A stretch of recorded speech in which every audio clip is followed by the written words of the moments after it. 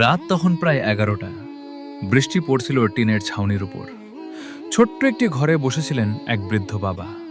সামনে পুরনো একটা কুরআন শরীফ। পাতাগুলো হলুদ হয়ে গেছে, তবুও তিনি বারবার খুলছেন, আবার বন্ধ করছেন।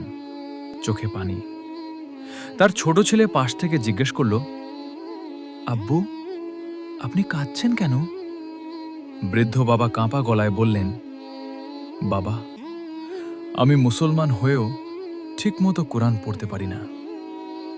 ছেলেটা অবাক হয়ে বলল, আপনি তো নামাজ পড়েন। তিনি দীর্ঘশ্বাস ফেলে বললেন, হ্যাঁ, কিন্তু যখন ইমাম সাহেব সুন্দর করে তিলাওয়াত করেন, আমার মনে হয় আল্লাহর কালাম আমার সামনে, অথচ আমি নিজে পড়তে পারি না। এটা আমার জীবনের সবচেয়ে বড় আফসোস।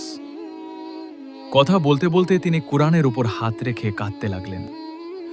দুনিয়ার জন্য কত কিছু শিখলাম, টাকা রোজগার শিখলাম, ব্যবসা শিখলাম, কিন্তু আল্লাহর কিতাব পড়া শিখলাম না। ছোট ছেলেটা চুপ হয়ে গেল। সেদিন রাতে সে দেখল তার বাবা ঘুমানোর আগে কুরআন শরীফটা বুকে জড়িয়ে রেখেছেন। পরের দিন ফজরের পর সে বৃদ্ধ মানুষটি মসজিদের এক কোণে বসেছিলেন, হাতে কায়দা, বয়স প্রায় 60। তার পাশে 8 বছরের একটা বাচ্চা আলিফ বা তা পড়ছে। মানুষ হাসছিল, কেউ বলছিল, এই বয়সে এখন কোরআন শিখবে? বৃদ্ধ লোকটি মাথা নিচু করে বললেন, যেদিন কবরের অন্ধকারে নামব, সেদিন কেউ আমার টাকা জিজ্ঞেস করবে না, জিজ্ঞেস হবে আল্লাহর কিতাবের সাথে সম্পর্ক কেমন ছিল। তার চোখ দিয়ে পানি পড়ছিল। তিনি আবার বলতে লাগলেন, আমি দেরি করেছি, কিন্তু চাই না আর কেউ দেরি করুক। কয়েক মাস পরে সেই বৃদ্ধ মানুষটি প্রথমবার নিজের মুখে কুরআন তিলাওয়াত করলেন, আলহামদুলিল্লাহি রাব্বিল আলামিন। তার গলা কাঁপছিল, চোখ বেয়ে অশ্রু ঝরছিল।